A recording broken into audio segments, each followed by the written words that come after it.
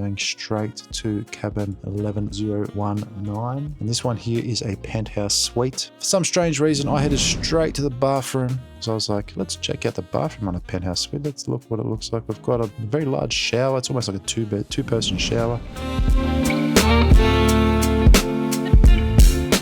Then we headed straight back out. This is the bedroom or sleeping area. You see the very large sized bed. Decent sized sitting area here. We've got some snacks and some champagne waiting for the guests to arrive, with a table and 2 chairs there just in case you want to do some in-room dining. Heading out to the balcony.